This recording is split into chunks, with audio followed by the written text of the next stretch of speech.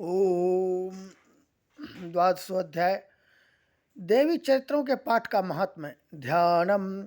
ओम विद्युदाम संप्रभां मृगवती स्कंदस्तांग भीषणां कन्याभिकरवाटके सिद्धा सिद्धस्ताभिरासेवितां हस्तैश्चक्रगदासिकेट विशिखांश्चापं गुणं तजनी बिभानां नीलात्मां शशिधरां दुर्गां त्रिनेत्रां विजयों देव्योवाचो एभिस्तवैश्च मां नित्यं स्तोष्यते यः समाहितः तस्याहं शक्लां बाधां नासी स्याम्य संशयं मधुकैटवना संशो महिषासुरघातनं कीर्तयिष्यन्ति ये तत्तवद्वदंशुमर्षंभयो अष्टम्यां च चतुर्दश्यां नवम्यां चैक्येत्स शोष्यन्ति च ये भक्त्या मम महात्म्यम् उत्तमम् नो तेषां दुष्कृतं किंचित् दुष्कृतोत्थान चापदा भविष्यति न दारिद्र्यं न चैवेष्टवियोजनं शत्रुतो न भयं तस्य दस्युतो वा न राजता न सस्ता नलतो योगात् कदाचित् संभविष्यति तस्मान्मेतत् महात्म्यं पठितव्यं क्षमाहिते सोतव्यं च अपरा भक्त्या परं सस्तिनं हि तप्त उपसर्गान् शेषास्तु महामारी समुद्भ्रान्तातिदमुत्पातं महात्म्यं सम्येतमो यत्ते तत्पठ्यते सम्यं नित्यमायते वंसदा न तत्त्वमोक्षं ईशान्यं तत्र मे स्थितं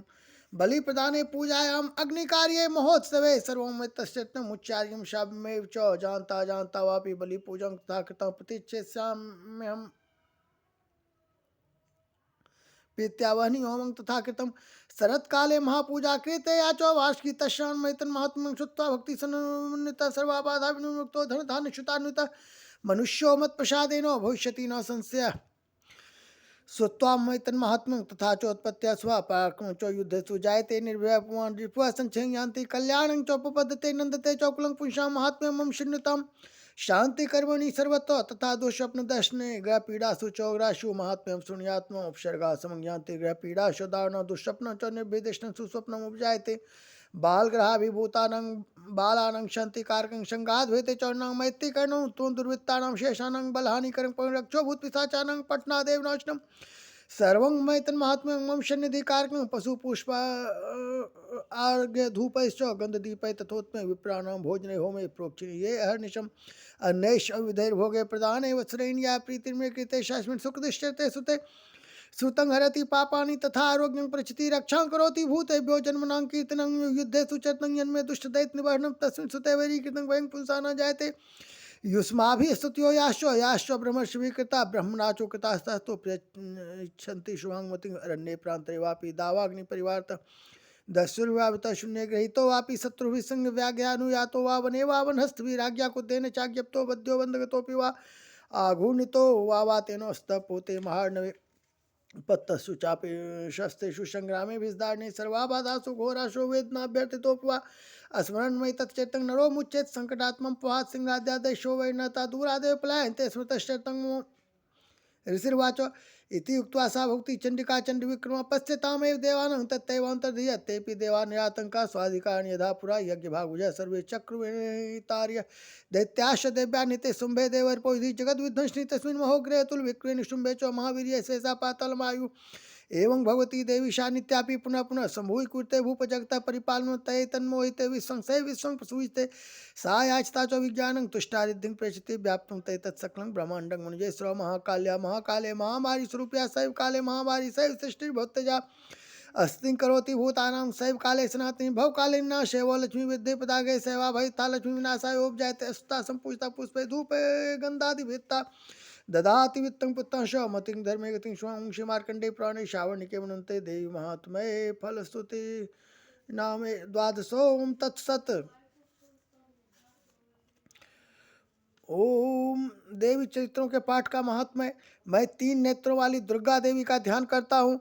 उनके श्री अंगों की प्रभा बिजली के समान है। वे सिंह के कंधे पर बैठी हुई भयंकर प्रतीत होती हैं। हाथ में तलवार और ढाल लिए अनेक कन्याएं उनकी सेवा में खड़ी हैं। वे अपने हाथों में चक्र, गदा, तलवार, ढाल, बाण, धनुष, पास और तजनी मुद्रा धारण किए हुए हैं। उनका स्वरूप अग्निमय है तथा वे माथे पर चंद्रमा का मुकुट धारण करती हैं। देवी बोली, देवताओं, जो एकाग्रचित्त होकर प्रतिदिन इन स्तुतियों से मेरा स्तवन करेगा उनकी सारी बाधा मैं निश्चय ही दूर कर दूंगी।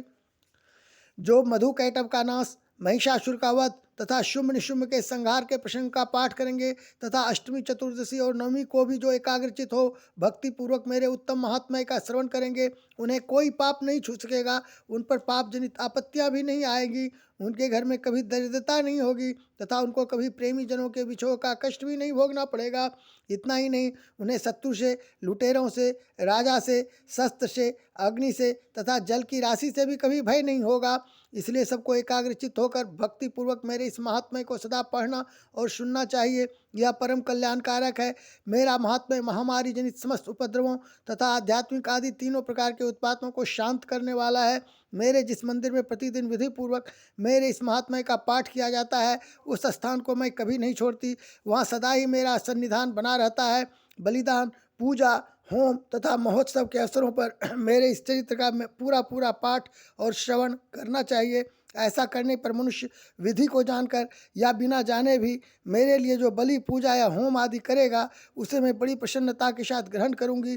शरत काल में जो वार्षिक महापूजा की जाती है, उस अवसर पर जो मेरे इस महात्म्य को भक्ति पूर्वक सुनेगा, वह मनुष्य मेरे प्रसाद से सब बाधाओं से मुक्त तथा धन धान्य एवं पुत्र से संपन्न होगा। इसमें तनिक भी संदेह नहीं है।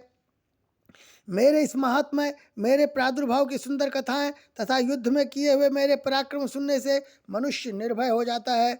मेरे महात्म्य का श्रवण करने वाले पुरुषों के शत्रु नष्ट हो जाते हैं, उन्हें कल्याण की प्राप्ति होती तथा उनका कुल आनंदित रहता है। सर्वत्र शांति कर्म में बुरे स्वप्न दिखाई देने पर तथा ग्रह जनित भयंकर पीड़ा उपस्थित होने पर मेरा महात्म्य श्रवण करना चाहिए। इससे सब विघ्न तथा भयंकर ग्रह पीड़ाएं शांत हो जाती हैं और मनुष्यों द्वारा देखा हुआ दुस्वप्न शुभ स्वप्न में परिवर्तित हो जाता है। बाल ग्रहों से आक्रांत हुए बालकों के लिए यह महात्म्य शांति कारक है तथा मनुष्यों के संगठन में फूट होने पर यह अच्छी प्रकार मित्रता कराने वाला होता है।